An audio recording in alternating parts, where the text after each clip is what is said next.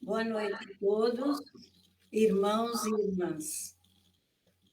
É com muita alegria e com a graça de Deus que nós estamos hoje reunidos mais uma vez para ouvirmos, né, a palavra de Deus, meditarmos a palavra de Deus e nos reunirmos aqui nessa noite com bastante satisfação, com bastante alegria. Espero que todos tenham gostado dessas 3 noites que a gente participou, né? E amanhã, então, será o nosso último encontro, né, dessa semana bíblico-catequética. Eu sou Conceição, sou catequista da paróquia Bom Pastor, aqui em Santana de Parnaíba, e eu auxilio, né, na comissão diocesana junto com a Maristela, com o padre Erickson e o seminarista Rodolfo. Vamos dar início, então, a esse nosso encontro, pedindo a luz do Espírito Santo, né? Que ele nos ajude no entendimento da palavra, que ele nos dê força para nós caminharmos nessa missão tão bonita que é a missão de catequistas. Em nome do Pai, do Filho, do Espírito Santo. Amém. Espírito Santo, tu que viestes dos céus, aberto do Pai, e que permanecestes conosco em Jesus, tu que habitas pela fé nos nossos corações, abre-nos a palavra. Seja a nossa inteligência e a nossa vontade um terreno bom, onde tu possas trabalhar com liberdade, de modo que a nossa vida seja um sinal eloquente da tua caridade. Por nosso Senhor Jesus Cristo. Amém. Hoje, esse nosso encontro vai iniciar também com uma Léxio Divina, não é? Nós vamos fazê-la, mas não com muito tempo, né? Porque a gente não dispõe dele, assim, muito avançado. Nós vamos dar os passos da Léxio Divina e vamos meditar um pouquinho sobre o Evangelho de hoje. Ele é a continuidade do que ontem a Maristela leu para nós, ela fez a Léxio Divina também, e ele tem essa continuidade no dia de hoje. Então, o primeiro passo da Léxio Divina é a leitura. Nós vamos ler Mateus, quem tiver a Bíblia aí, quiser anotar, quiser acompanhar na Bíblia, Mateus capítulo 11, de 28, versículos 28, 29 e 30. De 28 a 30. São 3 somente. O que nos diz esse texto nessa leitura?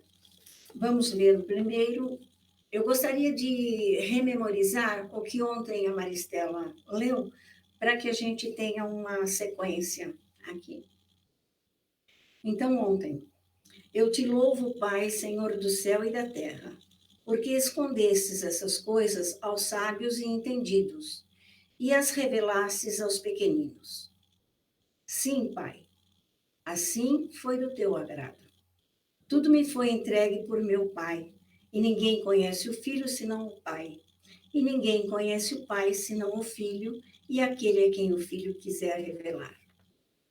Hoje, vinde a mim, todos vós que estáis cansados e carregados de fardos, e eu vos darei descanso.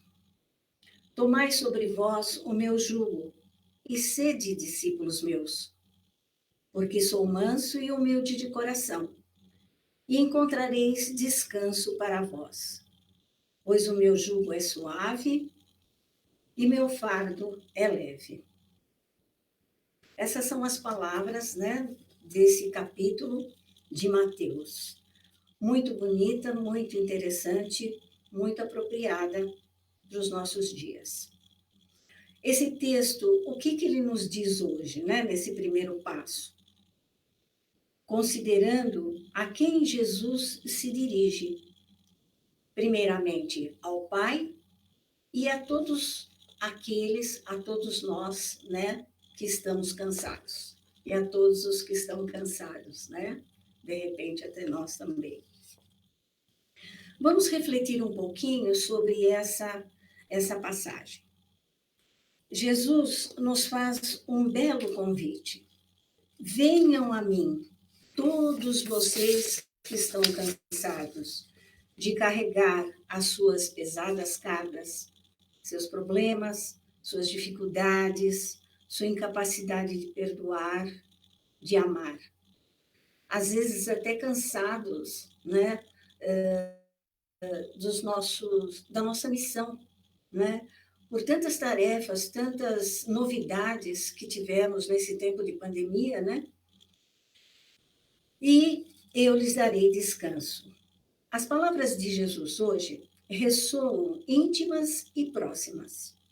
O mundo gira e dá voltas de tal maneira que nós não temos muito tempo, nem para paz interior suficientes para assimilar as mudanças. Afastamo-nos frequentemente da simplicidade evangélica e estamos carregados de normas, compromissos, né? Planejamentos e objetivos. E essa parte espiritual, às vezes, fica um pouco distante. Sentimos-nos abrumados e cansados de lutar. O ensinamento de Jesus, ele nos liberta, torna leve a nossa carga. Seu maior ensinamento é que Deus nos ama como Pai. Ele compreende a nossa fraqueza, o nosso desânimo. Tanto é que ele enviou seu Filho para nos conduzir nesse caminho. A fé é a nossa melhor resposta. O seu ensinamento alivia o nosso peso. E uma coisa interessante, não é? Na lógica do amor, ensinado por Jesus, nossas responsabilidades, elas passam a ser serviço criativo e amoroso. O amor nos liberta do peso da obrigação. Então, esse amor que Jesus transmite para nós através dos evangelhos e transmitia na época quando ele estava aqui, ela alivia o nosso cansaço. Um segundo passo da nossa Lexio Divina trata-se da meditação. A meditação é um caminho meio rápido aqui, mas vamos ouvir. O que esse texto ele está dizendo para nós hoje? Aonde que nós buscamos descanso? Aceitamos o jugo de Jesus? Meditemos. Deus nunca abandona seu povo. Transcorre sobre o olhar compassivo de Deus. Amou tanto o nosso mundo que nos deu seu Filho, que anuncia a boa nova do reino aos pobres e aos pecadores. Por isso, nós, como discípulos e missionários de Jesus, queremos e devemos proclamar o Evangelho, anunciar a boa nova, que é o próprio Cristo. Anunciamos que Ele está sempre perto, com o poder salvador e libertador de seu reino, e que nos acompanha nas nossas tribulações. No texto do Evangelho são lançadas as seguintes perguntas.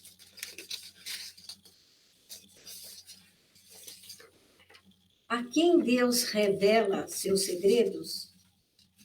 Quem é capaz de reconhecer os mistérios nesse mundo? Deus se revela aos simples, aos pequeninos, aos que não têm nenhuma pretensão, aos que se entregam totalmente à ação de Deus na sua vida. Nessas pessoas, a graça se frutifica em boas obras para o bem de todos. Porque o simples, vejam bem, não louva nem se despreza. Não se louva e não se despreza. Ele é o que é. Simplesmente sem desvios, sem afetação, sem absolutamente nada. O simples não simula nada, pois simular a humildade e a simplicidade significa uma grande arrogância de quem puxa tudo para o seu lado, para ser o centro da atenção. Hoje, à luz do Evangelho, podemos revisar qual é a nossa concepção de Deus. Como vivo e sinto a Deus no meu interior? Que sentimentos me provocam sua presença na minha vida? Jesus, ele oferece sua compreensão quando sentimos o cansaço e temos vontade de repousar. O que ele nos diz? Nos diz: vinde a mim, vós todos que estáis aflitos sobre o fardo, e eu vos aliviarei. O terceiro passo da nossa Léxio Divina é a oração. O que esse texto nos leva a dizer a Deus? Pensemos um segundinho.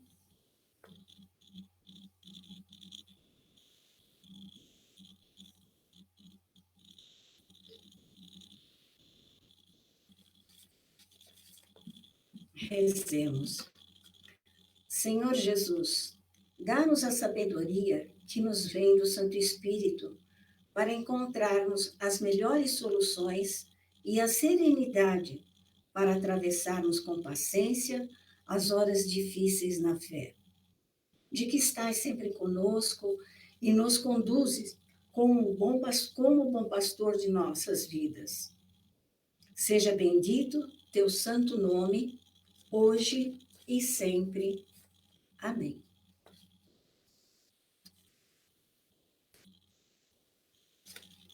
No quarto passo da nossa Léxio Divina é a contemplação. Essa contemplação, vamos fazer aqui uma sugestão, né? Que tal se você atender essas palavras de Jesus? Venham a mim todos vocês que estão cansados e sobrecarregados. Eu vou deixar uma sugestão. Reserve um tempinho para um momento de oração a sós com Deus. No silêncio do seu quarto, no silêncio da sua sala, num lugar, você e ele.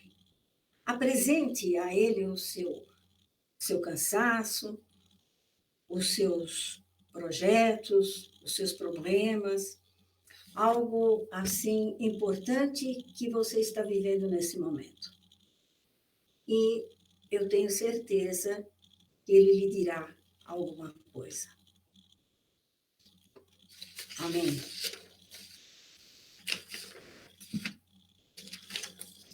É apenas uma sugestão, né? Nós vamos agora, depois dessa breve Léxio Divina, nós vimos os passos e, assim, a Léxio Divina, ela é muito importante, gratificante, maravilhosa para quem a faz, não é? Porque nós temos a oportunidade, temos ali um tempinho, temos uma oportunidade de estar em contato direto com Jesus através do Evangelho. Muito importante, muito bom nós pegarmos o Evangelho diário e fazermos essa proximidade com Jesus. Bem, agora nós vamos à nossa palestra, né, com a irmã Isabel Patuso. Quero fazer a apresentação dela, para quem não participou no dia de ontem. A irmã, ela é graduada em licenciatura em filosofia pelo Centro Universitário desde 1992, né, irmã? Mestrado em teologia pela Pontifícia Universidade Católica. Também é mestre em aconselhamento social pela Universal Austrália. Atualmente, ela é assessora nacional da Conferência Nacional Brasileira dos Bispos no Brasil. No Brasil, claro. Tem experiência na área de teologia, com ênfase em teologia prática, atuando principalmente nos seguintes temas: tradições sagradas, resistência, poder pastoral, Papa Francisco, povo originários, histórias sagradas e Antigo Testamento. Atuou por 3 anos junto ao povo de Cuna, na Diocese do Alto Solimões, no Amazonas. Compôs um manual catequético a partir das histórias sagradas desse povo, fazendo um paralelo das suas histórias sagradas com a Bíblia. E mais, religiosa da Congregação das Missionárias da Imaculada. Irmã Isabel estava atuando na Diocese de Santo Amaro quando ela recebeu o convite para trabalhar na Assembleia da Comissão para Animação Bíblico-Catequética, ao lado do padre Janisson de Sá Santos, na CNBB. A irmã Isabel, então, apresentará para nós, nesse 4º encontro, a carta, o mês da Bíblia, referente à catequese, o tema e o lema do mês da Bíblia. Seja muito bem-vinda, irmã Isabel, mais uma vez aqui conosco, os nossos agradecimentos. É com a senhora a palavra, então. Obrigada, dona Conceição, por nos introduzir já nesse clima de oração dessa noite, né? Então, minha saudação a toda a equipe aqui que está organizando esta semana catequética, as pessoas que estão à frente desse evento, proporcionando, né, formação, reflexão, oração. Então, o tema dessa noite é um pouco, vamos ver, os escritos paulinos, mas, claro, com enfoque no tema do mês da Bíblia esse ano, né? Nós estamos celebrando este ano o jubileu de ouro do mês da Bíblia, né? Há 50 anos atrás, na Diocese de Belo Horizonte, né? O primeiro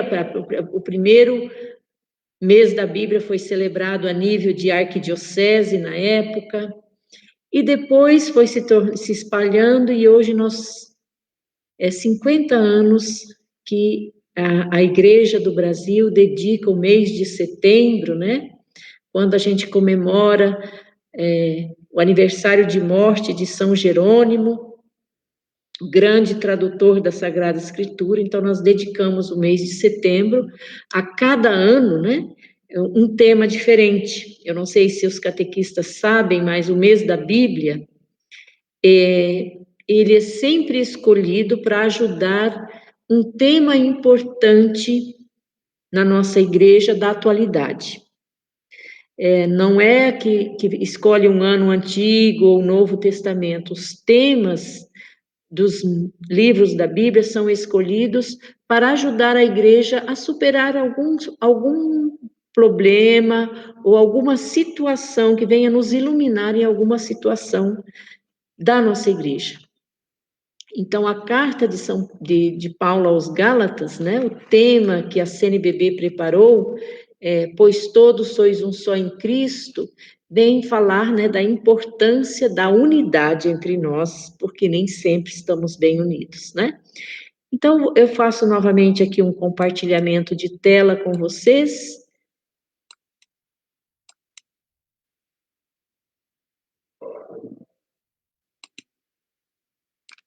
Espero que todos vocês estejam, né, conseguindo ver aí a tela, né, escritos paulino. Então, carta aos Gálatas.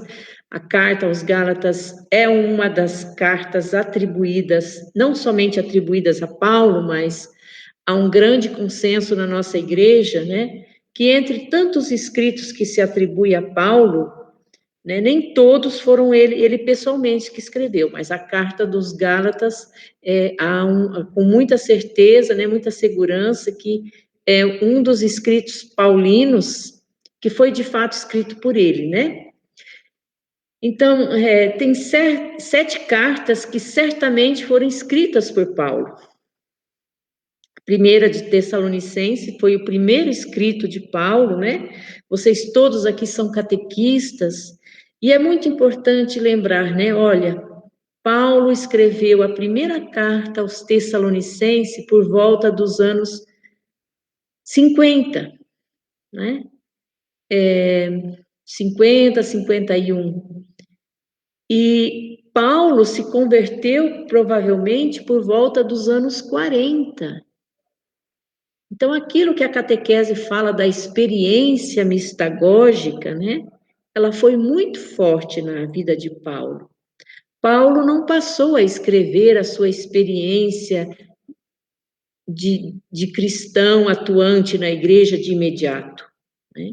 Paulo fez uma longa experiência mistagógica na sua vida, que transparece nas suas cartas. Ele foi batizado por Ananias, ele se colocou dentro de uma comunidade no caminho do discipulado, se deixou formar por essa comunidade cristã que o acolheu, ele faz uma experiência profunda de Jesus Cristo e se deixa transformar, né? O Paulo antes da conversão, com o Paulo depois da conversão, que muda até o nome, né? De Saulo para Paulo, há uma grande diferença enquanto pessoa. Ele fez a experiência do que é a mistagogia, isto é, inserir-se numa comunidade, mas, sobretudo, encontrar-se com Jesus ressuscitado e deixar que o ressuscitado transforme a sua vida. Então, entre a conversão de Paulo e a primeira carta aos Tessalonicenses, foi uma década de mergulhar numa vida espiritual, de se deixar transformar por Jesus Cristo. Então, a primeira e segunda Coríntios também, né, certamente foi escrita por ele, mais ou menos 5 anos depois da Tessalonicense, né, por volta do ano 55, 56. Filipenses também é uma das cartas, né, que certamente foi escrita por Paulo. Gálatas, né, foi quase no mesmo período, logo depois dos Filipenses, e aí a gente pode se perguntar, nossa, como que ele nesse período escreveu tanto, né? Paulo passou tempos na prisão, e quando ele estava na prisão, por ter esse ardor missionário no coração, né? Por ter o grande desejo de levar Jesus aos outros, ele não perdia tempo nem mesmo na prisão. Então, a prisão era o momento de escrever, de querer saber como que estavam as comunidades, de rezar por aqueles cristãos que ele havia formado na fé, né? Também é de Paulo a carta de Filemon, Efésios, Romanos, né? E tem 3 cartas pastorais também que provavelmente foi dele. 1º e 2º Timóteo e Tito, né? Então, tem outros escritos que são atribuídos a Paulo, mas certamente não foi ele que escreveu, como a carta aos Hebreus, a segunda aos Tessalonicenses, também não foi Paulo, provavelmente foi alguém da sua equipe, né? Então, esses são os escritos, assim, que hoje é de consenso, os estudiosos da Sagrada Escritura nos afirmam, né, que essas 7 cartas e mais essas 3 pastorais foi provavelmente escrita por ele. Então, o tema, né, da carta aos Gálatas, que nós vamos refletir esse ano, no mês da Bíblia, é muito importante que vocês, catequistas, né, recentemente o Papa instituiu o ministério do catequista, reconhecendo que ser catequista é uma vocação muito específica na igreja. Assim como é de um sacerdote, de uma religiosa, a vocação de catequista, ela é uma vocação específica na igreja, né? Então, é muito importante que vocês, catequistas, participem ativamente do mês da Bíblia, porque vocês são anunciadores da palavra, né? E o tema da carta aos Gálatas, né? Com efeito, vós todos sois filhos de Deus pela fé no Cristo Jesus. Vós todos que fostes batizados em Cristo, vos revestistes de Cristo. Gálatas 2, 26 a 27. Lembrando, né, Paulo vai lembrar nessa carta, né, o hino batismal, que já era conhecido, né, nas comunidades. Não foi Paulo que escreveu o hino batismal, mas vai estar no centro dessa carta, né? Então, o mês da Bíblia, pois todos vós sois um só em Cristo Jesus. Então, essa carta já nos coloca assim, nós vivemos em tempos de muita polarização, muita divisão entre nós, muitas opiniões diferentes, né? Nós temos assistido esse fenômeno, né, recente de divisões, muitas divisões entre nós.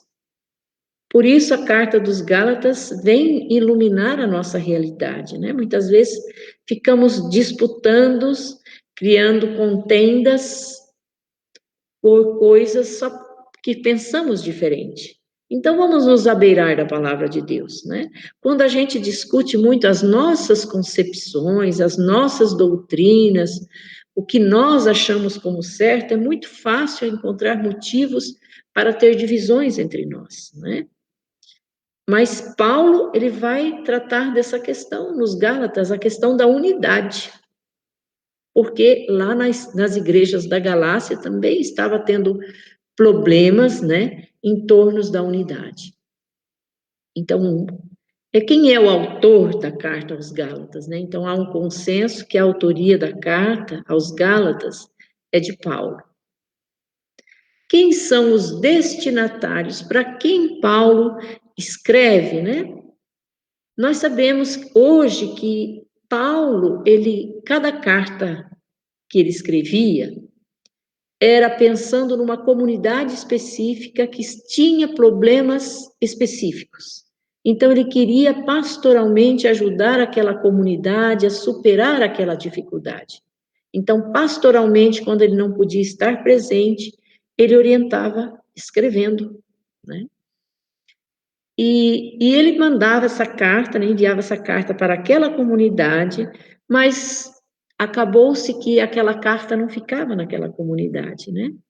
Circulava entre as outras, porque havia um grande desejo, né? Aqueles que foram formados na fé, catequizados, evangelizados por Paulo, eles queriam ter contato com os seus escritos. Então, embora, assim, ele escreveu para a igreja da Galácia, né? Ele escreve aos membros da igreja na Galácia, que incluía Antioquia, Icônio, Listra, Derbe, que nesses lugares Paulo fundou comunidades cristãs, né? Essas comunidades foram fundadas na sua primeira missão, porque Paulo saiu em 3 viagens apostólicas, né? Com pessoas, com equipes diferentes. Paulo nunca trabalhou sozinho. Paulo tinha sua equipe, ele tinha diáconos, diaconisas, né? Ele levou Marcos, Lucas, Priscila, Áquila e outras pessoas, o próprio Timóteo, né? Paulo, ele nunca gostou de trabalhar sozinho.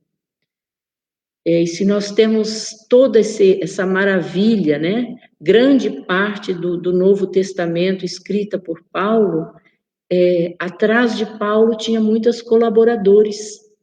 E ele escreve, ele lembra o nome dessas pessoas. Ele nunca disse que isso era um trabalho sozinho, né? Ele menciona o nome de cada um que fortemente contribuiu na sua missão. Então, ele escreve, quando que ele escreve a carta para os Gálatas, né? Por volta do ano 58, provavelmente já estava escrita, né? Na sua segunda visita a essa região. Então, Paulo fundava as comunidades, voltava a visitar, ou recebia notícias, porque ele enviava os seus colaboradores, né, a visitar essas comunidades. E quando essas notícias chegavam em Paulo sobre as dificuldades que essas comunidades estavam passando, então ele escreve, né, para orientar a comunidade. Que contexto histórico estava vivendo essas comunidades que levou Paulo a escrever essa mensagem? Então, Paulo foi o primeiro a anunciar o evangelho na Galácia. E muitos gálatas aderiram à fé em Jesus Cristo. Então, Paulo vai dizer, né, do evangelho que ele anunciou, e depois vão chegar outras pessoas anunciando um outro evangelho. Então, a gente pode se perguntar, mas qual foi o evangelho que Paulo pregou? Foi um evangelho próprio? Quando ele menciona isso, o evangelho que eu preguei? Então, o evangelho que Paulo prega é o evangelho de Jesus Cristo. Mas aquilo que quem participou ontem, né, eu coloquei muito a questão das sinagogas dos judeus, né?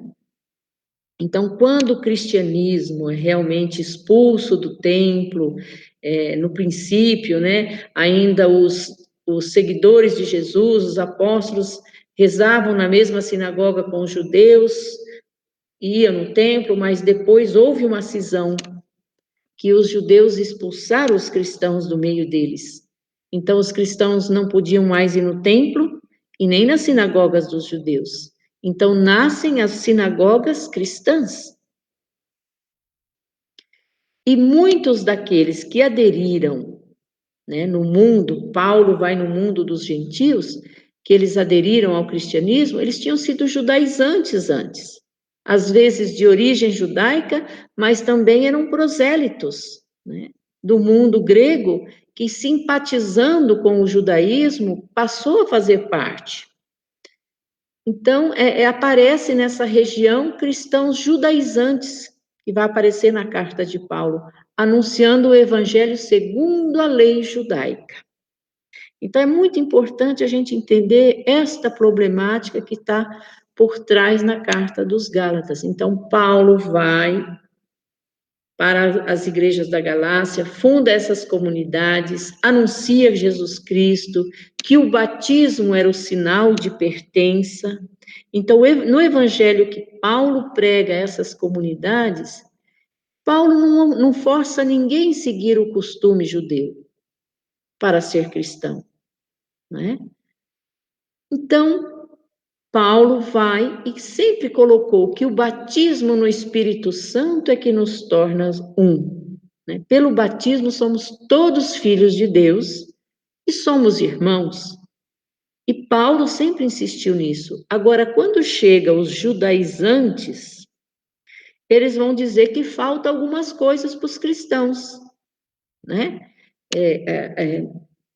Os judeus, por exemplo, só para citar um exemplo que vocês devem conhecer bem, né? O judeu não come carnes de porco. O judeu tem todo um ritual para abater um cordeiro, né? Não podia ter uma gota de sangue. Então, o judeu era assim, com muitas regras, com muitos costumes que para eles era extremamente importante. Nós vemos no Evangelho, por exemplo, a asepsia das mãos, né? Antes da comida, não era só lavar a mão, tinha que lavar até o cotovelo. Então, isso já era uma regra de purificação do povo judeu. O povo judeu, né, um menino com 8 dias de nascimento, como Jesus, tinha que ser circuncidado.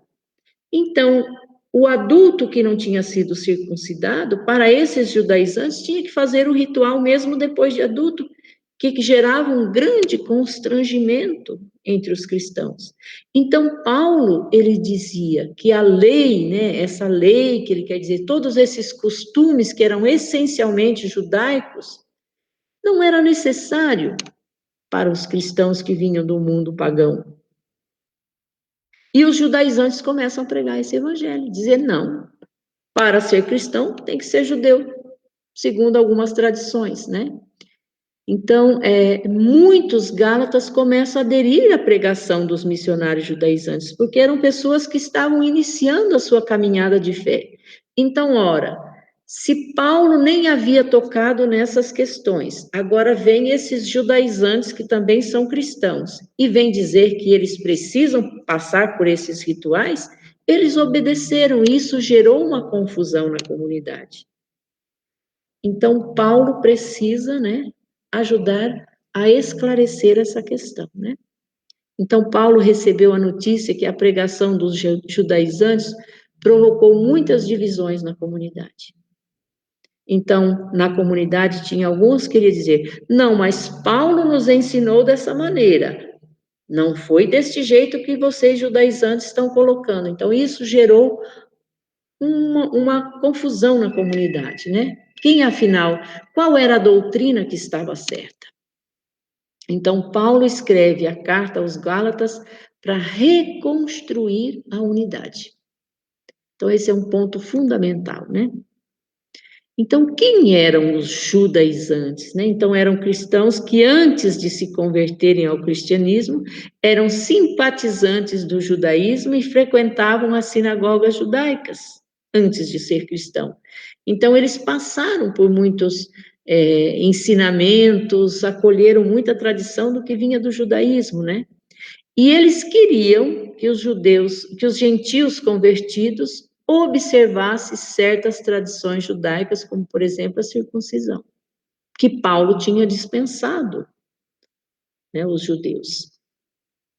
Então, vamos ver aqui um pouco, né, os temas teológicos que Paulo vai abordar para tratar dessa unidade, né, de resolver essa questão que estava dividindo a comunidade, né? Então, por exemplo, Paulo vai, né, ele vai passar o ensinamento trinitário. Quem é o Pai? Paulo vai mencionar o Pai, né? O Pai, toda a origem da missão procede do Pai que enviou seu Filho ao mundo, Jesus Cristo. Isso está lá em Gálatas 1, capítulo 1, versículo 1. Paulo, apóstolo, não por iniciativa humana, nem por intermédio de homem algum, mas por Jesus Cristo e por Deus Pai, que o ressuscitou dos mortos. Então, um dos temas teológicos é a Santíssima Trindade. É o Pai, é o Filho e é o Espírito Santo, que vai aparecer muito claro nessa carta. Jesus Cristo. Toda unidade só pode acontecer em torno de Jesus Cristo. Então, vamos lá. Gálatas 2, versículo 20. Eu vivo, mas não sou eu, é Cristo que vive em mim. Minha vida atual na carne, eu a vivo na fé, crendo no Filho de Deus que me amou e se entregou por mim.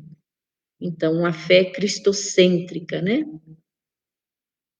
O Espírito Santo aqui é muito importante, né? Que Paulo vai tratar na carta aos Gálatas o que é a vida segundo o Espírito. O Espírito Santo é aquele que nos liberta, que atua nas comunidades e as encaminha. Então, ele vai dizer, é o Espírito Santo que nos liberta de toda essa mentalidade de ficar preso a rituais, a coisas que são mais culturais do que religiosas, que são tradições, né? Então, a fé em Jesus Cristo supera a questão da cultura judaica. Então, é o Espírito que nos dá essa liberdade de romper com tradições e costumes que não eram essenciais para a vida cristã. E ele vai dizer isso, né, lá em...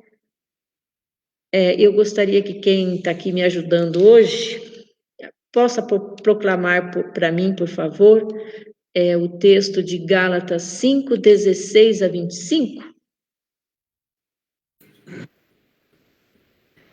Ora, eu vos digo, conduzi-vos pelo Espírito, e não satisfareis os desejos da carne, pois a carne tem aparições contrárias ao Espírito, e o Espírito contrária à carne.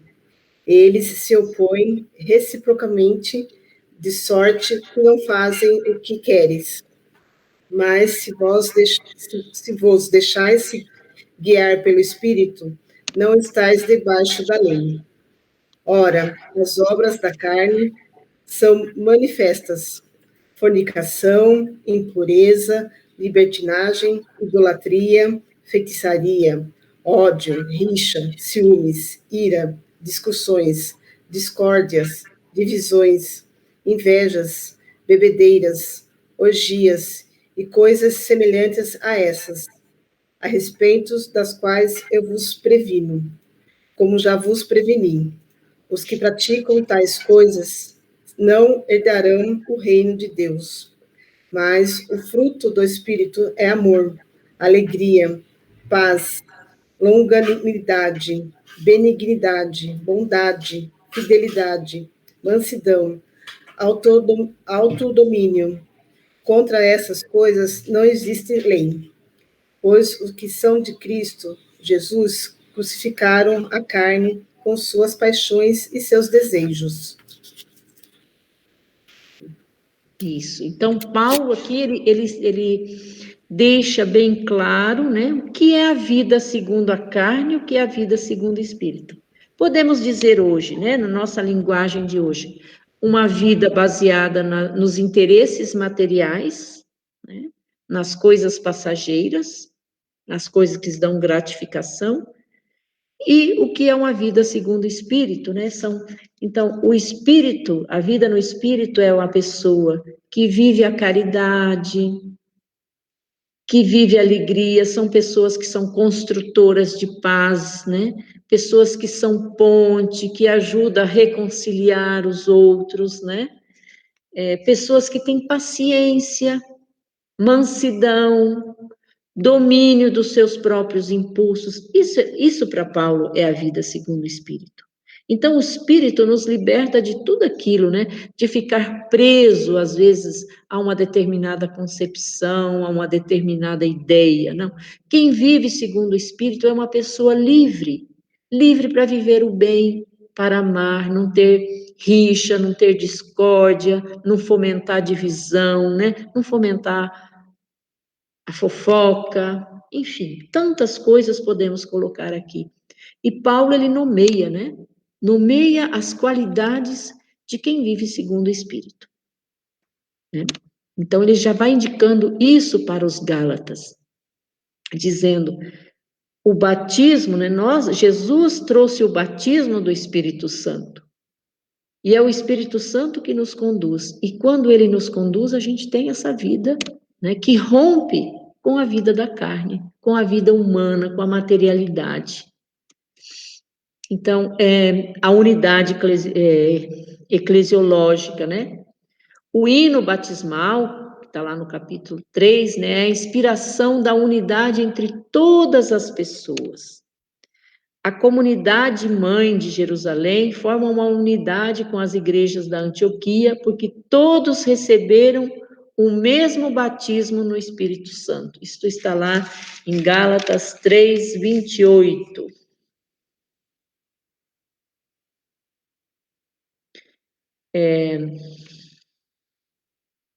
Não há mais judeu ou grego, escravo ou livre, homem ou mulher, pois todos vós sois um só em Cristo Jesus.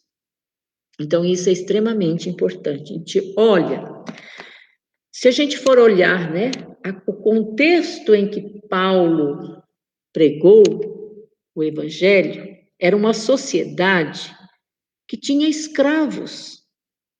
Nós tivemos a escravidão no Brasil e nós sabemos que uma sociedade que divide, né, as pessoas entre livres e escravos, o escravo não frequenta o mesmo ambiente que o homem livre. E era assim no tempo que Paulo viveu, no Império Romano, no mundo mediterrâneo, onde ele formou comunidades. Então, era impensável que fora da comunidade cristã ia ter no mesmo ambiente homens livres e escravos junto. Mas o batismo, para aqueles que abraçaram a fé em Jesus Cristo, quando eles se reuniam para a Eucaristia, quando eles iam para a sinagoga dos cristãos, não havia divisão. Lá na comunidade eram todos irmãos. Lá não tinha quem era grego, quem era judeu, quem era homem, mulher, porque era uma sociedade dividida, né? Uma das grandes discriminações dentro do judaísmo que se fazia à mulher é porque ela não podia ser circuncidada, então ela era inferior ao homem. Mas dentro da comunidade cristã, essas divisões desapareceram todas. Porque o batismo, né, o batismo no Espírito Santo, tornavam todos irmãos, todos filhos do mesmo Deus. E Paulo vai lembrar nessa carta aos Gálatas de Abraão, porque os judeus, né, sempre se consideraram filhos de Abraão na fé, descendentes de Abraão. Então, como que um gentio que não fazia parte do povo judeu podia ser um filho de Abraão? E Paulo vai tratar essa questão, né, que os filhos de Abraão é pelo batismo. Né? Quem abraçou Jesus Cristo, quem abraçou a fé em Jesus Cristo, é filho de Abraão pela fé. E ele vai lembrar que na aliança que Deus constituiu com Abraão, ele vai dizer que Abraão seria o pai na fé. Então, a fé em Jesus Cristo faz com que também o gentio seja um filho de Abraão, porque é um seguidor de Abraão pela fé, e não pelo sangue. Então, Deus justifica e torna justo o ser humano para que ele se transforme num mundo injusto, que desumaniza, né? Então, a justificação pela fé é isso, né? Então, essa é a boa nova para os gentios que viviam sob a opressão do Império Romano, né? Todos, pela fé, somos justificados e somos transformados e somos filhos de Deus. Então, essa distinção que nós já lemos, né? Outro tema muito importante nessa carta é o espírito e a carne, saber distinguir, né? Então, o que é uma vida segundo o espírito? É isso, né? Uma vida segundo o Espírito não é falar em línguas que ninguém entende, né? Uma vida segundo o Espírito é isso, é ser pessoas construtoras da paz, que vive a mansidão, que vive a paciência, que se doa, né? Isso é uma vida segundo o Espírito, né? E a carne, para Paulo, ela é sinônimo de todos os instintos egoístas, de querer se sobressair para os outros, de impor a sua opinião, de impor a sua mentalidade, o seu jeito de ser, né? Competir, inveja, ciúme. Isso é obra da carne para Paulo, né? E é o Espírito quem possibilita ao ser humano caminhar na liberdade e no amor comunitário, como nós vimos, né? Outro tema, né? O Evangelho de Jesus Cristo. Para Paulo, é a boa nova que transformou totalmente sua vida.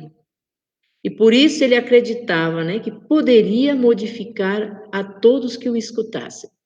Paulo sentiu na sua própria pele que Jesus Cristo transformou numa criatura nova. Porque o Saulo, antes da conversão, era aquele judeu rigoroso que queria eliminar todo mundo que não pensasse igual ele. Era um Saulo disposto a perseguir quem pensava diferente dele. Ele queria eliminar quem era diferente dele. Mas Jesus Cristo transformou nesta pessoa aberta, acolhedora, amável, que formou comunidades inclusivas, né? Paulo fez as mulheres diaconisas, acolheu o gentio, o escravo.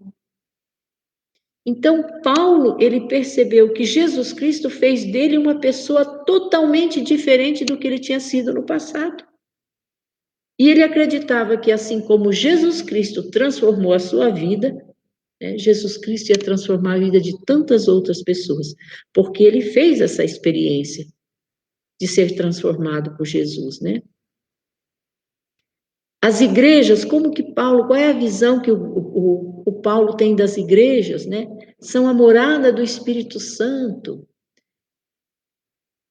É a comunidade que faz o campo de ação das comunidades, né? Podemos ouvir novamente o texto de Gálatas 5, 22 a 25. Peço para minha ajudante aí proclamar o texto para a gente. Sim.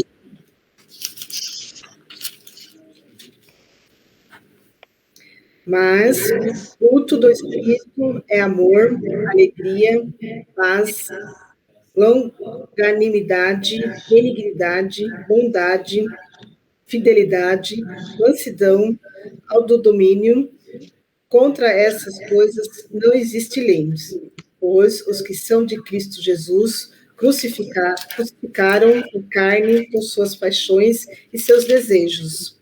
Se vivemos pelo Espírito, pautemos também nossa conduta.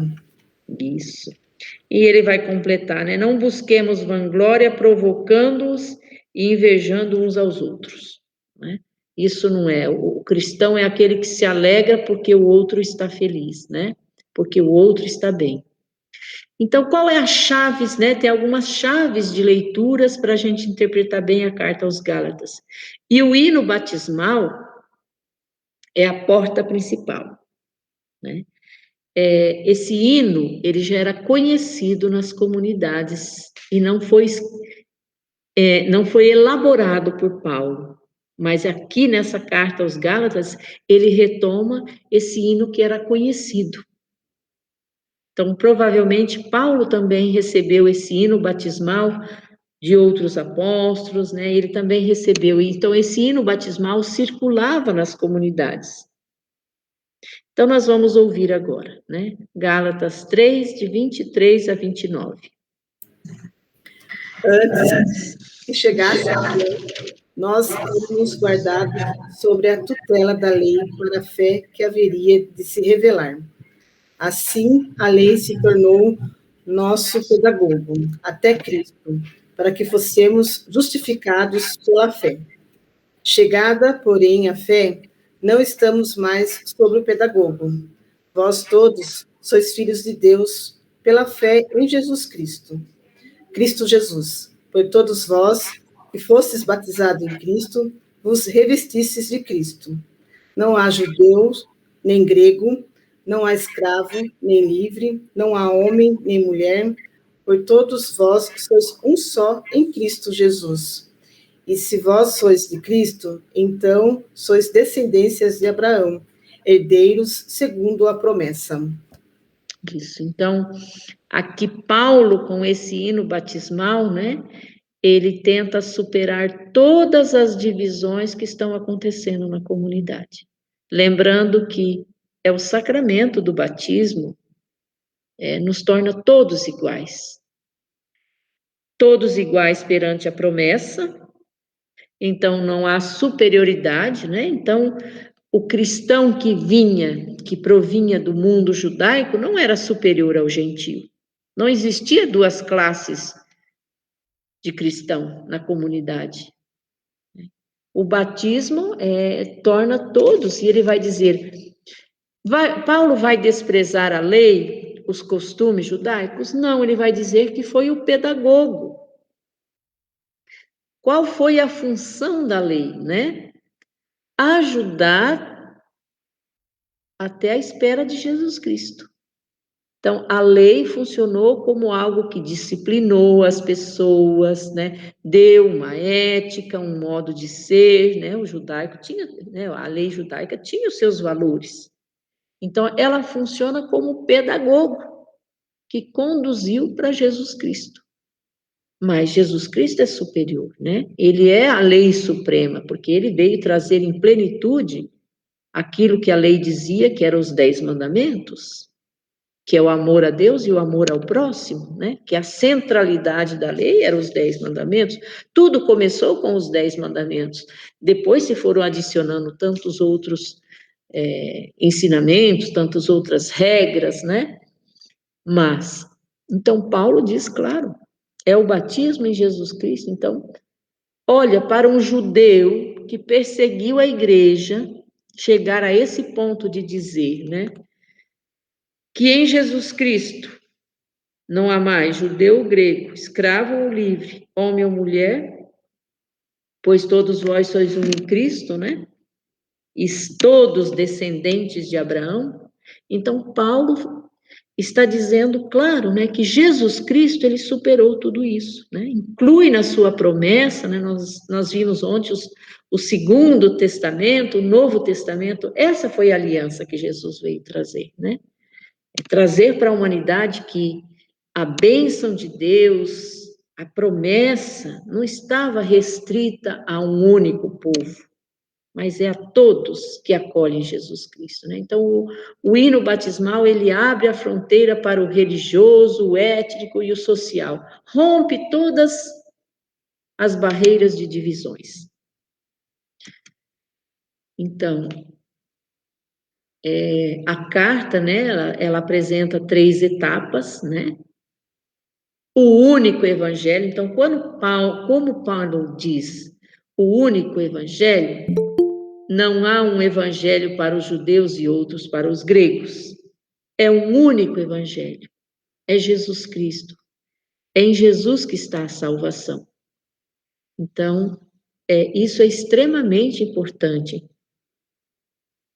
Então, Paulo aqui, ele resolve, né? Ele esclarece toda essa divisão que estava acontecendo na comunidade.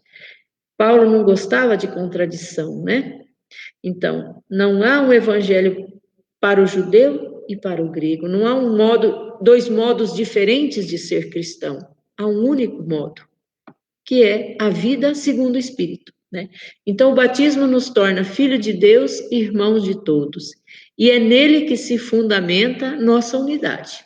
Então, o capítulo 13, 4 de Gálatas vai centralizar essa questão do batismo. Há um único batismo no Espírito Santo. Né? E a nossa igreja, hoje, nós sabemos, né? O ritual do batismo é igual no mundo inteiro. Pode traduzir em qualquer idioma, mas o ritual do batismo é aquele. Né? Somos batizados no Pai, no Filho e no Espírito Santo. Há um só batismo. Né? Então, todos os batizados são chamados a viver uma vida segundo o Espírito. E se antes vivia uma vida segundo a carne, como Paulo mesmo vai dizer que ele vivia, tem que ser superado isso.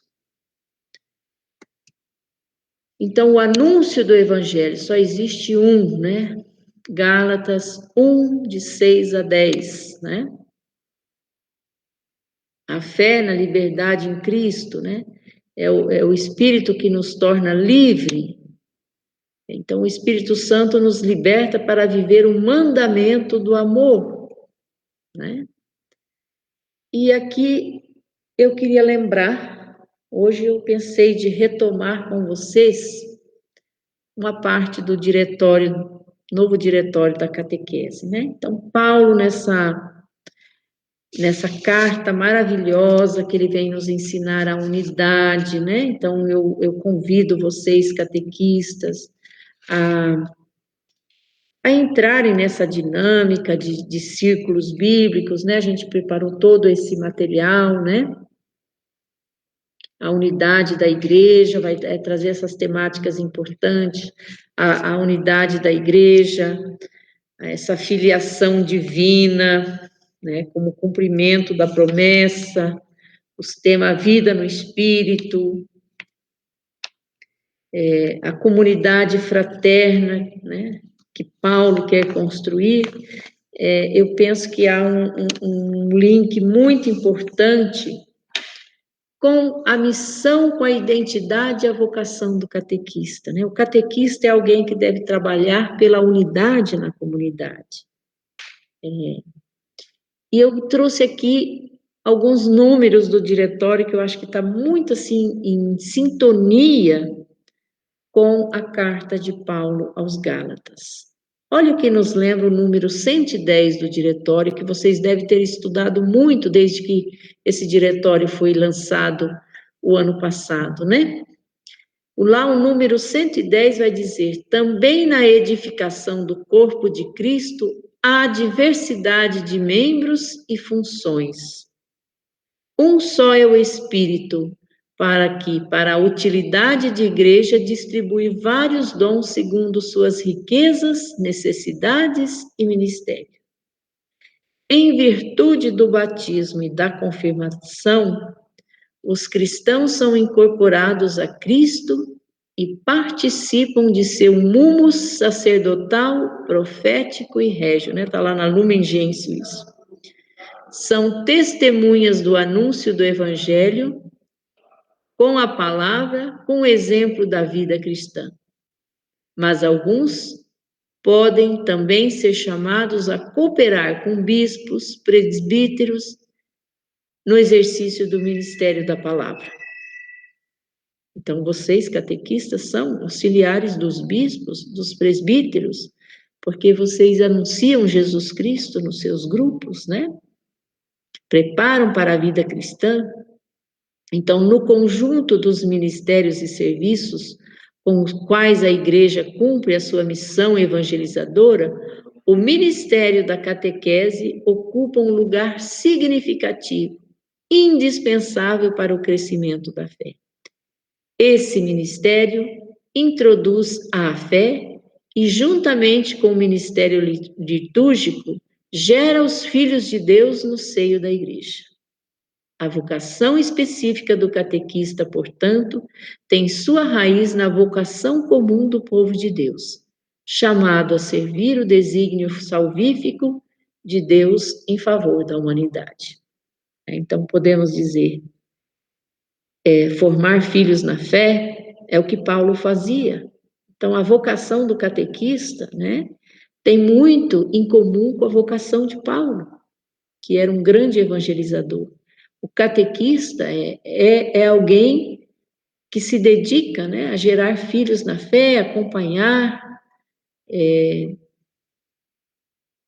são dons do Espírito Santo. O dom de ser catequista é um dom do Espírito Santo, em virtude, né, para a riqueza da igreja, é ter uma vida segundo o Espírito, como Paulo anuncia, né? É testemunha do anúncio do Evangelho com a palavra, com exemplo de vida cristã. Então, eu penso que o novo diretório, né, tem muito a ver com aquilo que é a missão de Paulo, né, a missão do catequista. Somos outros Paulos nos tempos de hoje, né? E o documento vai lembrar ainda, né? Em virtude da fé e da unção batismal, na colaboração com o magistério de Cristo e como servo da ação do Espírito Santo, o catequista é testemunha da fé e guardião da memória de Deus. Ora, Paulo fazia isso. Paulo se tornou um testemunha da fé e um guardião das Escrituras, ajudando a comunidade a entender, a partir de Jesus Cristo, né, o sentido da lei judaica, o sentido daquelas tradições, né? E vai lembrar, experimentando a bondade e a verdade do Evangelho em seu encontro com a pessoa de Jesus, o catequista custódia, alimenta e testemunha a vida nova que dele vem e se torna sinal para os outros. A fé contém a memória da história de Deus com as gerações humanas. Guardar essa memória, despertá-la nos outros e colocá-la a serviço do anúncio é a vocação específica do catequista. O testemunho da vida é necessário para a credibilidade da missão, reconhecendo suas fragilidades diante da misericórdia de Deus. O catequista não deixa de ser o sinal de esperança para os irmãos e as irmãs. Então, essa parte do diretório que fala da missão do catequista tem muito a ver com aquilo que Paulo fala na sua carta, né? O que dizia ontem, uma pergunta, né? As Escrituras terminaram. Então, e nós hoje não podemos mais escrever nada? Não, o diretório está aqui retomando, né? Num contexto tão atual, tão novo, e lembrando, né, aquilo que Paulo pregou, né, O catequista é alguém que age pela ação do Espírito Santo, que suscita a fé, que se encontra com Jesus Cristo como Paulo e que leva tantas outras pessoas a se encontrar com Jesus e a se deixar transformar por ele.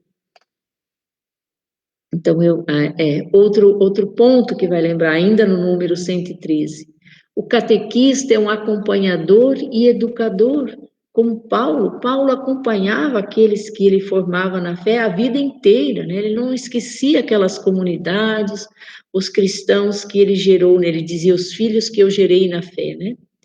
Então, o catequista, vai lembrar o documento, é um acompanhador e educador daqueles que lhe foram confiados pela igreja. O catequista é um especialista na arte do acompanhamento.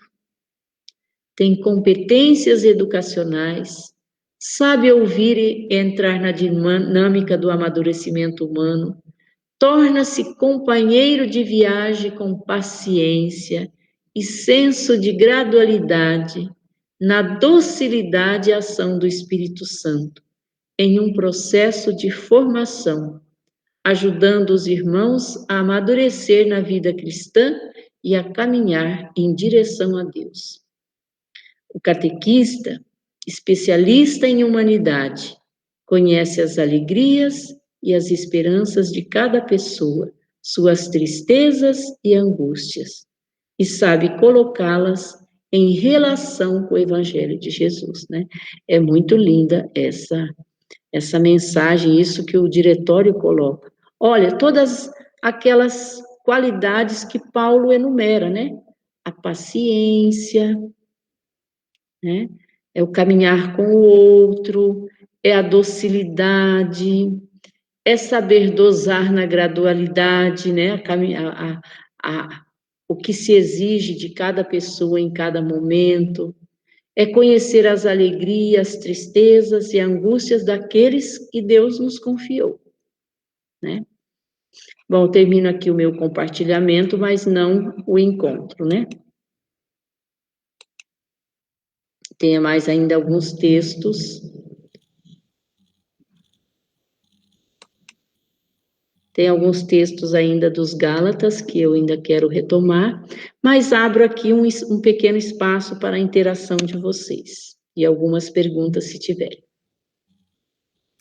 Irmã Isabel, nós temos aqui uma pergunta da Vilma Maria, a qual a gente agradece, né, a participação.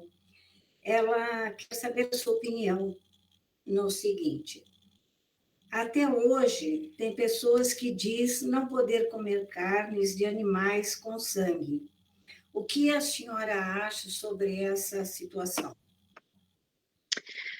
Bom, se a gente for voltar lá nos costumes judaicos, eles até hoje, né, eles têm um ritual, por isso que se eles forem celebrar a sua Páscoa e comer o seu cordeiro, tem que ser abatido por eles da forma que eles abatem. Para nós, não há, né? Paulo superou tudo isso, mesmo no Atos dos Apóstolos, né? Quando ele está lá visitando a casa de Cornélio, né? Pedro estava lá também, né? É mais uma questão de costumes. Eu posso dizer para vocês, eu fui missionária na China por 13 anos. E os chineses têm um seguinte ditado, né? Que tudo que se move nas águas, que rasteja pelo chão e voa nos ares, é para comer, né? Então, tudo na natureza é para comer. Então, eu acho que é uma questão de tradição, né? No Evangelho não tem nenhum fundamento, não diz nada, né? Jesus nunca disse, isso não pode comer, ele disse bem claro, né? Não é o que entra dentro de nós pela boca que nos torna impuro, é o que está no nosso coração, na nossa cabeça, né? Isso nos torna impuro, mas não são os alimentos, né? Então, na visão cristã, já desde o princípio, se superou tudo isso, né? Essas regras com o preparo do alimento era muito típica do judaísmo, mas no cristianismo já se rompeu com tudo isso, né? É que para o judeu, o sangue é a vida, né? Então, era a vida do animal também, não podia comer a vida, né? A vida pertence a Deus. Então, por trás do sangue estava toda essa concepção né? De respeito à vida, mas que isso no cristianismo foi esclarecido e superado. Mais alguma pergunta? Obrigada, Helena, mas eu acredito que, no momento, nós não temos mais perguntas aqui. Tá. Então, eu gostaria, né, de ainda ler com vocês um texto muito bonito de Gálatas, né? Que é quase que a conclusão dos Gálatas, né? Ele vai falar do batismo, né, a vida no Espírito, o Espírito que conduz a igreja. Gostaria que alguém lesse Gálatas 6, de 1 a 5.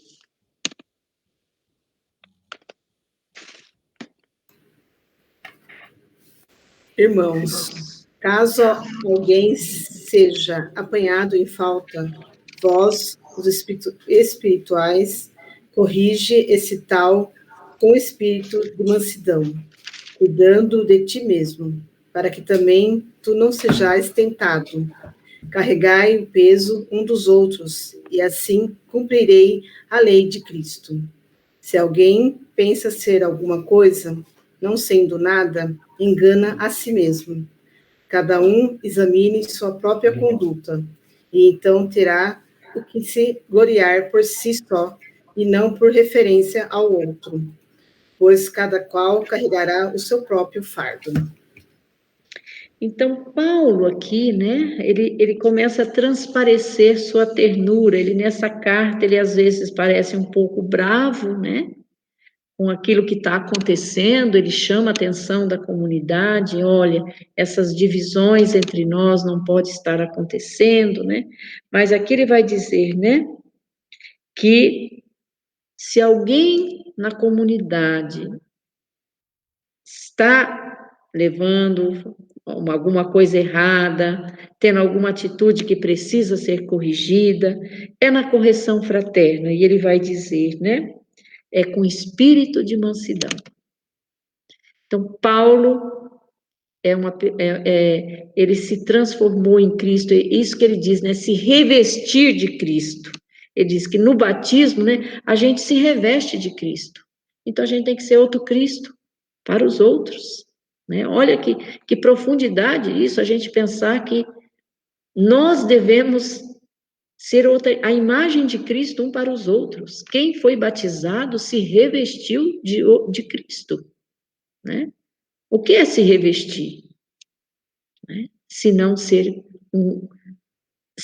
a semelhança, nos tentar o mais profundo possível de se semelhar a Jesus Cristo para os outros. Então, ele vai chamar aqui a mansidão, né? Jesus não corrigiu, Jesus ensinou o perdão. Então, Paulo vai dizer que na comunidade muitas vezes falta mansidão. Olha, vamos nos tratar com mais mansidão. E dizer, né, vamos carregar o fardo um dos outros. Porque Cristo, que fez? Cristo morreu na cruz por nós, ele carregou o nosso fardo. E ele está dizendo aqui, né, um se achar mais do que o outro, um se vangloriar, né, o espírito de vanglória, isso devemos eliminar no meio de nós.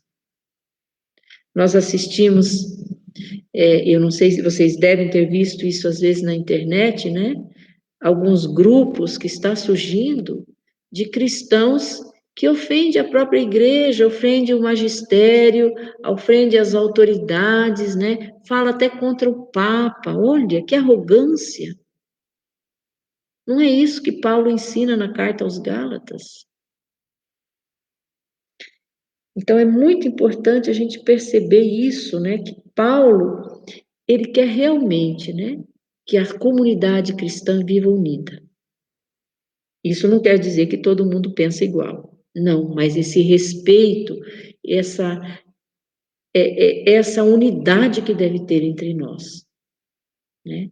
Os opositores ao reino não deve estar dentro da comunidade, né? Na comunidade nós não somos oponentes um dos outros, para discutir, para ter contendas, para fazer valer uma opção, uma visão pastoral. Não é isso.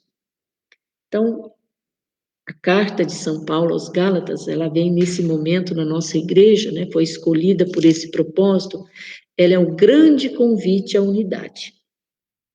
A gente se valorizar os ministérios, valorizar as coisas belas que acontecem na nossa igreja, no meio de nós, né? E, sobretudo, né, a gente se examinar. Nós estamos vivendo uma vida segundo o Espírito, e é aquelas qualidades enumeradas por Paulo que vai nos dizer. Nós estamos vivendo segundo o Espírito ou segundo a carne? Isso é muito sério, né? Então, Paulo nos convida a um sério exame da nossa conduta dentro da igreja, né? Nós somos pessoas de mansidão, de paz, construtores de pontes, construtores da unidade, da concórdia, da reconciliação, né? E nós não podemos, em nome de Cristo, defender muitas vezes posturas que são pessoais, como os judaizantes, que achavam que estavam certos, né? Condenando os outros. Então, é de um conteúdo, assim, muito profundo a carta de Paulo aos Gálatas. Ele vai lá no centro do problema, né? Ajudar a comunidade ser batizados, sentir que são batizados no Espírito, revestidos de Jesus Cristo. E esse é o nosso testemunho, né? Aquele que o diretório lembra, né? Como vocês aqui são grupos de catequistas, sempre lembrem, né? Tenham em mente, né? Retomem esses números lá do diretório, é muito importante, né? Essa vocação do catequista, que agora cada vez mais foi confirmada, né? E a formação bíblica, né? É extremamente importante para os catequistas. O catequista é anunciador da palavra. Então, ter essa familiaridade com a palavra de Deus é extremamente importante na catequese, né? O instrumento mais importante de um catequista não é o manual de catequese, né? É a palavra de Deus. Paulo foi podemos dizer, ele foi um grande catequista, missionário, catequista também, né? Acompanhador, aquele que acompanhou, né? Como nos lembra o diretório, acompanhou os filhos na fé, e ele tinha uma profunda, né? Uma profunda intimidade com as escrituras, por isso que ele foi escrever e atualizar, ele escreve para as comunidades, ele tem essa preocupação de deixar por escrito as orientações, né? Para que não passasse, não ficasse só em palavras. Então, eu encorajo a todos vocês, né, a participarem dos grupos de reflexão, usar esse material, né, dos círculos bíblicos, ler, se aprofundar. É uma grande oportunidade, catequistas, a cada ano, aprofundar um livro da Sagrada Escritura, né? Claro que o estudo bíblico tem que sempre fazer parte da formação de vocês, mas o mês da Bíblia é uma grande oportunidade para, a cada ano, a gente se aprofundar, né, num tema da Bíblia. E o ano que vem, já está sendo preparado, né, será o livro de Josué, um livro do Antigo Testamento, né, para ver a questão da conquista da terra, temas muito importantes. Então, a cada ano, o mês da Bíblia proporciona para a nossa igreja, mas sobretudo vocês que talvez irão conduzir os encontros, conduzir esse estudo na comunidade de vocês, proporcione isso para mais pessoas, né? Aprofundar a palavra de Deus, isso é muito importante, isso é missão do catequista, né? É o anunciador da palavra. O diretório da catequese vai dizer muito isso, né? Que a centralidade da catequese é o anúncio da revelação de Deus nas Escrituras. Então, é muito importante para vocês, catequistas, né? Então, é claro que teria muito mais coisas para a gente aprofundar, né? Os círculos bíblicos é praticamente um texto por noite, que é mais de 1 hora de aprofundamento em comunidade, mas penso que a gente teve aqui uma visão geral, né? Então, esse hino batismal, o batismo, que é o centro de tudo, a vida segundo o Espírito, são grandes chaves de leitura para entender a carta aos Gálatas. Então, penso que podemos ir concluindo. Irmã, Sim, chegou mais uma pergunta, por gentileza, a senhora poderia responder? sim. É do Luiz Henrique, o qual a gente agradece bastante. Ele pergunta: irmã, os apóstolos seguiram Jesus até sua morte aos 33 anos. Quantos anos depois da morte de Jesus os apóstolos viveram? Bem, os apóstolos na tradição, alguns viveram mais tempo, né? Pedro viveu mais tempo, mas Tiago foi martirizado logo por volta dos anos 40 e pouco, né? Então, não viveram muito porque foram tempos de perseguição. Mas Pedro, provavelmente, né? Pedro foi até depois dos anos 60. O último, segundo a tradição, que foi João, né? João foi o último. Ele foi o que mais viveu, talvez o único que chegou à velhice, né? Mas também foi perseguido por causa da palavra. Então, acredita-se que João deve ter morrido por volta dos anos 90 depois de Cristo, né? Mas já era o último.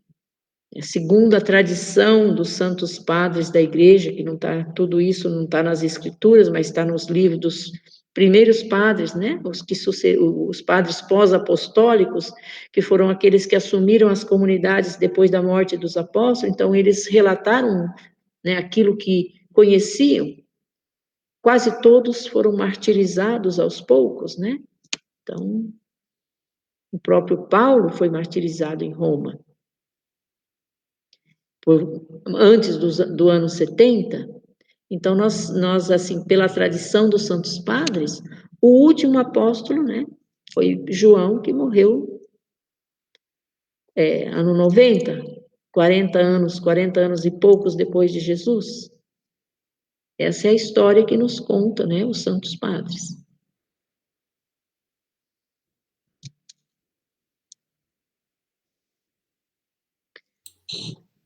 Obrigada, irmã. O Erickson já está aqui conosco também. Seja muito bem-vindo, padre, seminarista. Obrigado, Conceição.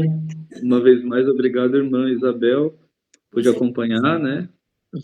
Muito, muito obrigado por tanto conhecimento partilhado, né? Obrigado também por motivar nossa diocese a bem viver este mês da Bíblia, né? Desde este ano a gente está comemorando 50 anos, né? Do mês da Bíblia.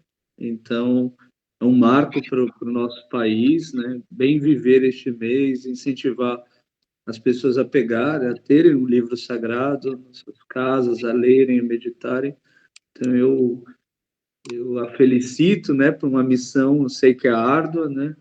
Ontem a senhora fez uma live pela tarde, mais uma noite, então imagino o quanto tem sido corrida a sua vida, mas vamos rezar como diocese também para o bom êxito, né, dessa assessoria que a senhora presta a CNBB, e em nome dos catequistas eu agradeço tanto carinho, tanta solicitude com a nossa diocese, com os nossos catequistas aqui. Tenho certeza que gostaram muito, né? Eu estou acompanhando os comentários, as reações que eles têm colocado na live, então eu percebo que gostaram e que aproveito também para dizer que toda essa formação está ficando salva no nosso canal no YouTube e também na nossa página no Facebook, enquanto é importante para a gente sempre visitar, né?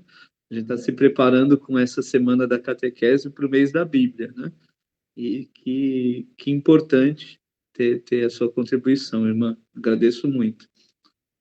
Agradeço também a Conceição nessa noite. Estava tão nervosa, irmã, para fazer esse momento. Mas ela fez muito bem. Muito obrigada, muito obrigada. Nossa gratidão. Mas eu também agradeço pelo convite e eu fico muito feliz quando eu vejo essas iniciativas nas dioceses de semanas catequéticas, né? Estamos vivendo tempos muito difíceis, mas acho que cuidar da nossa formação é um tempo, assim, precioso. É aproveitar bem desse tempo difícil para fazer algo importante na nossa vida, que é cuidar da nossa formação espiritual, né? Teológica, para o nosso ministério é extremamente importante. Se não podemos fazer tantas atividades, mas é louvável essas iniciativas e nós ficamos muito felizes de saber que isso está acontecendo em tantos lugares. Então, a gente também agradece e fica feliz, porque eu penso que os catequistas é um grupo que na pandemia se reinventou, né, descobriu novas formas para não perder, né, para continuar exercendo o seu ministério, que é cuidar, né, dos seus grupos de catequese. Obrigada, então, né, irmã? A nossa gratidão e, além disso, a senhora estará sempre nas nossas orações, pedindo a Deus que ilumine e que lhe dê força, né, nessa missão tão bonita da senhora aí na CNBB, em todos os lugares que a senhora estiver. Muito obrigada, viu, irmã? Mande o nosso abraço para o Padre Janison também, né? Que a nossa diocese está para elaborar um dia para que dê certo ele estar também conosco, né? Então, que bom essa parceria que a senhora e que o Padre Janison têm feito para o bem da catequese em nosso país. E saudando a senhora, saúdo também Dom Peruso, né, e toda a comissão para animação bíblico-catequética. Obrigado, né, novamente, por tão zeloso trabalho prestado para o nosso país.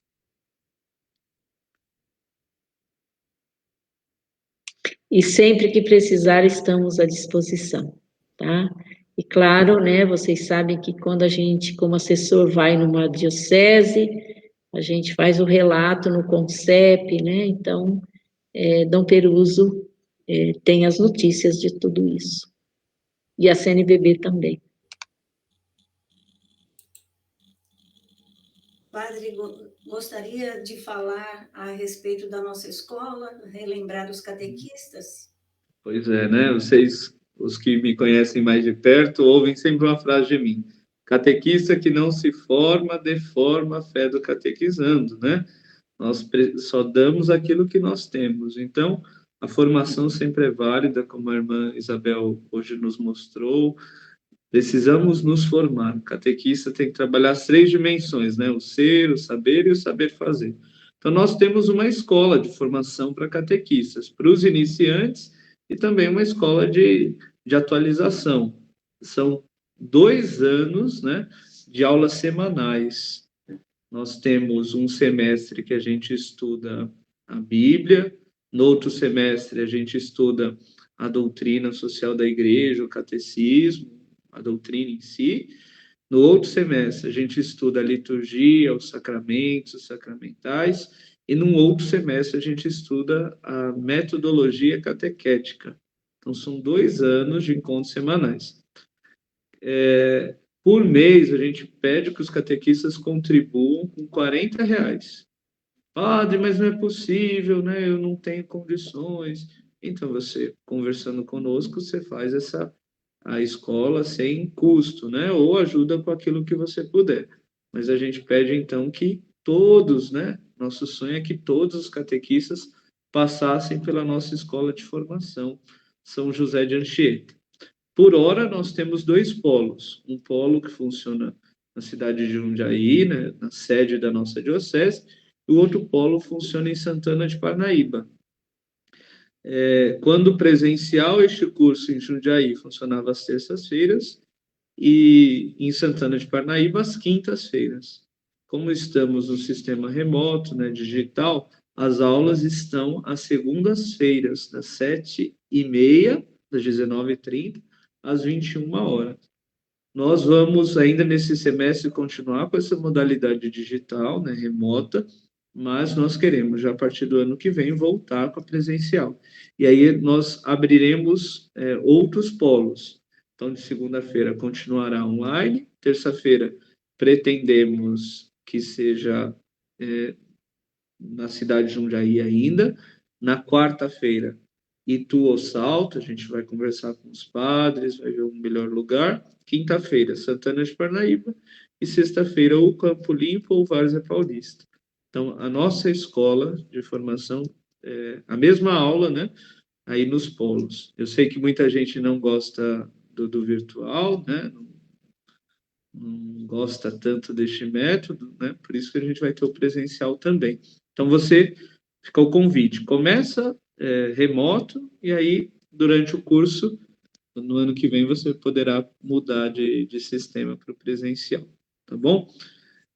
As inscrições já estão abertas, as aulas começam no dia 2 de agosto, né? No dia 2 de agosto, segunda-feira, 2 de agosto.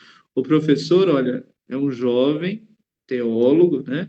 Formado recentemente, o jovem Railson Araújo, da Diocese de Campo Limpo. Então, um jovem muito capaz, né? Que nos ajuda. Participo também das aulas, a Conceição, a Maristela, e a gente vai aprendendo também com ele, e algumas aulas são por nós ministradas. Então, fica aqui o convite para a nossa escola de catequistas. Também gostaria de dar o aviso sobre o nosso concurso, né? Desenhando São José. Este concurso são para os jovens que estão na catequese de Crisma. Então, nossa ideia é lançar no dia 28 de agosto, que teremos missa com Dom Vicente, comemorando o dia do catequista, e a premiação será no dia 8 de dezembro, ao findar do ano josefino, né? Ao findar do ano São José. O regulamento será dado a cada paróquia no dia 28, né? Na missa que teremos com o bispo para os coordenadores paroquiais. Também está aberto nosso concurso, nossa mostra, né, de desenhos para catequese infantil. Qual que é o tema da mostra de desenhos? A mostra é para as crianças que a gente chama pré-catequese, né? Catequese infantil. Também a gente vai entregar o regulamento e tudo mais. Para a catequese infantil não é um concurso, mas a paróquia que mais fizer desenhos, né? A gente premia, a gente vai lá na paróquia, a gente dá um incentivo, e a paróquia fica por um ano com uma capelinha de Nossa Senhora para zelar, para cuidar, tudo mais. Então, vamos nos formar, vamos participar das iniciativas que a nossa diocese tem para que os catequistas, né, e para que os catequizandos estejam sempre unidos, né? O batismo nos uniu, fez de nós um só corpo, e que nós possamos bem viver essa nossa missão. Amém? Então, desejo a todos uma boa noite, convido amanhã Padre Alberto Simeonato, padre do nosso clero, está estudando em Roma e amanhã falará para nós da leitura orante, da Léxio Divina. Ele mostrará para nós um contexto histórico, mostrará também os tipos de Léxio Divina que a gente conhece em algumas famílias da nossa Igreja Católica, né? Famílias que rezam a Léxio de determinada forma, apresentará qual é a proposta dos bispos, né? No documento 107, também qual que é a proposta do diretório, quando fala de Léxio Divina, ou ainda das diretrizes, e apresentará um livro, né, feito pelo Papa Francisco neste tempo de pandemia, a Léxio Divina em Família. Então, convido você a não perder, a compartilhar, a colocar em todos os seus grupos sobre a nossa última noite desta semana tão abençoada de catequese. Amém? O Senhor esteja convosco, por intercessão de São Boaventura, desça sobre vós, vossas famílias, sonhos, projetos, sobre os vossos catequizandos, a bênção do Deus que é Pai, Filho e Espírito Santo. Amém. Amém. Deus abençoe, Conceição, Silvana, Rafael, irmã Isabel, Deus abençoe, viu? Obrigada, Padre. Boa noite a todos e um bom descanso. Até a próxima. Obrigada, boa noite. Fiquem com Deus. Amém. Tchau.